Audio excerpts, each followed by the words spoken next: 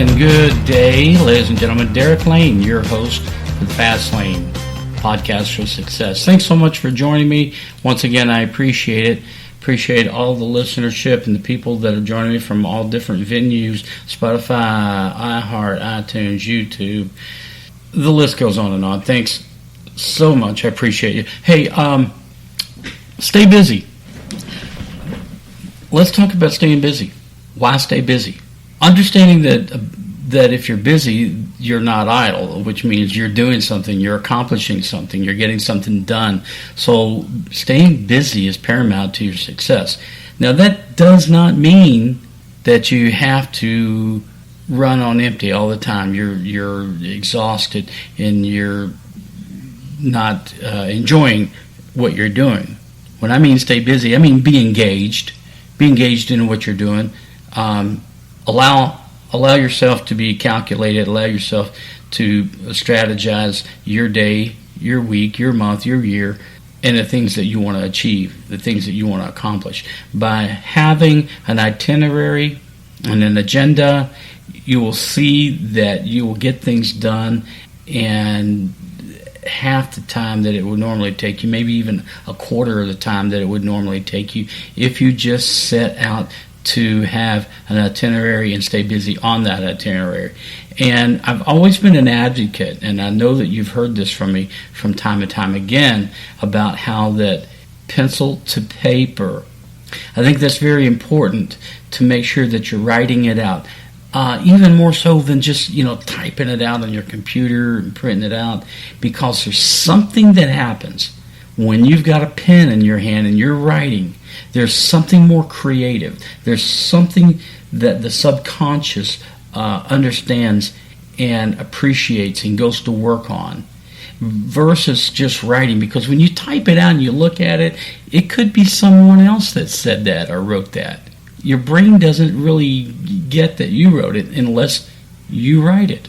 Unless you write it and see it on paper. I don't know. There's never been any scientific proof that I can find of that, but I'm just telling you that in my heart and my gut, I feel that that's absolutely the truth. At least it is for me. I know that when I write things out, they become more tangible, they become more credible, and it just seems more gravitational, and my brain seems to go to work on things and deliver them to me when I actually put a pen to paper. Okay?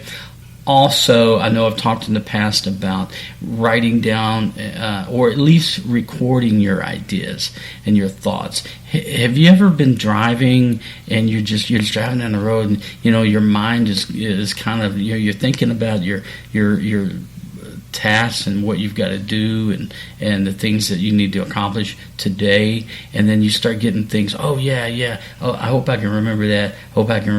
Because that's good. Pick up your phone and have your memo button handy. That's what I do. Hit a memo. Boom. Hey, remind myself to do this when I get to my office. Remind myself to do this when I get home. And or research this. Look into this. Call this person. Whatever the case may be. Whatever it is that you need to remind yourself to do, have that little memo button handy on your phone and just boom, record it, be done, set it down, and go back to the task. And hopefully, if your task is driving, that it doesn't distract you. And if you need to pull over, by all means, do that. We don't want anyone harming themselves by distracted driving. Not cool at all. So this is not a PSA. I care about my listeners. I care about everybody. But back to being busy.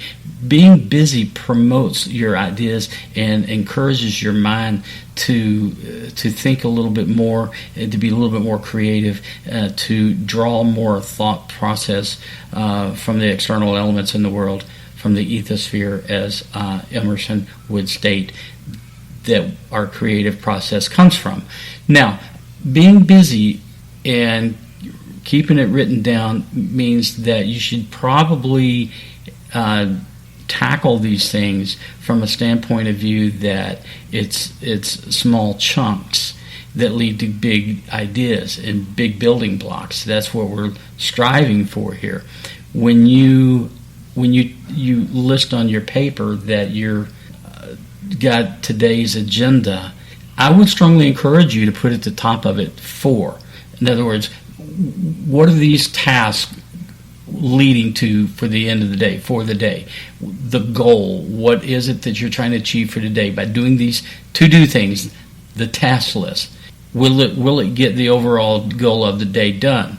And then if you're doing that and you see that, okay, I've done this, I have achieved my day's goal of doing this, but what's the outcome? What is it ultimately going to lead to? Is it going to lead to something by the end of the week? Because at the end of the week, I get day 1, 2, 3, 4, 5, and the ultimate outcome of that week's goal is boom, this. So you get 5 ultimate outcomes to a larger outcome that may be segregated into the 4 weeks of the month, and you say, all right, so by the month end, I'm going to create this for this. I'm going to do these 4 things these weeks to accomplish this for the month, so on and so forth.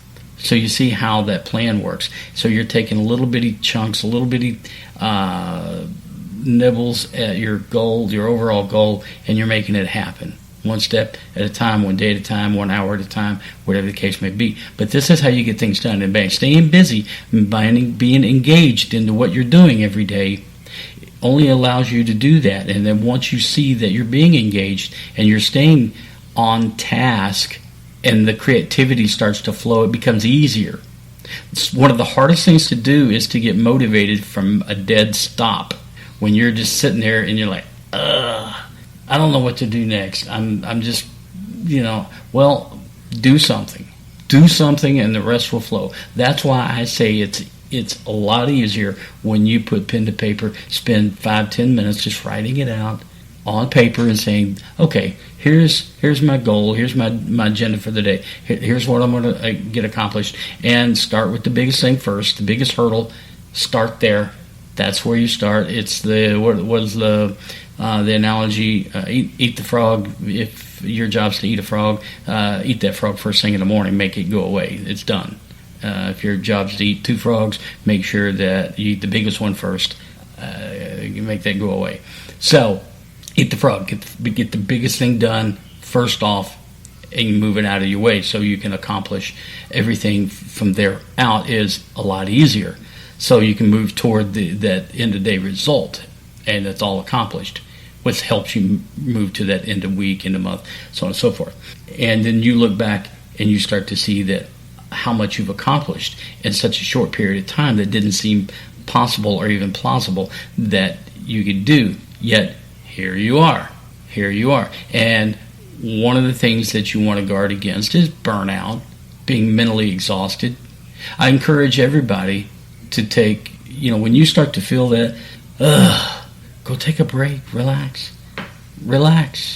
Put it out there for 5-10 minutes, 15, whatever it takes to relax. Just chill, okay? Because it's easier to resume, once you've been effective than to sit and waste half the day and go, I knew I should have started on this earlier. Now I doubt if I'm gonna get it done because I don't have enough time. All right, do the biggest thing the first day. The rest of it falls in place. Whatever you're doing, whatever you set your life cycle to, as far as the number of hours you're going to work, you may be at a job where you work in 8 hours, and then you come home and you're shifting and doing something else, and then you're working 4 or 5 hours at home, and then you got to get shut out. Make sure that you're getting rest.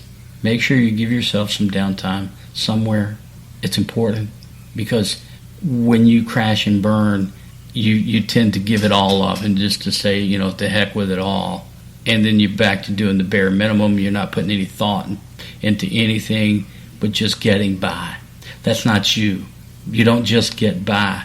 You are on a journey to be the best you can be at any given point in your life. You're always growing. You're always challenging yourself. You're always willing to be the best and put it out there to be the best that you possibly can and to win. Okay, do these things. Stay busy. Work on yourself as a human being. Be the best that you can be as a human being. Help others. Take your time in your relaxation period, but be busy, be focused, and be engaged. That's where the beauty lies. That's where the magic lies. It's being engaged and accepting intuitive thoughts and accepting creative ideas from wherever they come from, the ethosphere, whatever it is. Accept them, allowing your mind to accept those ideas, writing those ideas down, writing your agenda down, however that you task and however that you manage yourself. And this is what it's all about. It is about managing yourself, managing who you are to get where you want to go, to have the things that you want to have, to live the life that you want to live, where you want to live it, and whom you want to live it with. It's about that. It's about taking control of your life every day. If you're not in control of your life, that means someone else is. Shame on you. Take control of your life. You have nothing to be ashamed of. You have nothing to be embarrassed about. Go out and try something. Put yourself out on the line. Try something totally outside of who you are and your preconceived idea of who you are. Go outside and do something different than what you normally do, just to prove to yourself that you're able to do these things. You're able to do this. You step outside of this facade that you've been carrying around about how or who you really are deep down inside. This is a conversation we'll have at a later date, but I'm telling you that be true to yourself. Stay busy and work on your itinerary and your agenda and accomplish things. Let me know that any part of this, and if you got questions about how you want to set an agenda or an itinerary, you can email me, Derek at FastlanePodcast.com. I'd be glad to respond to you and help you out with that. Derek at FastlanePodcast.com.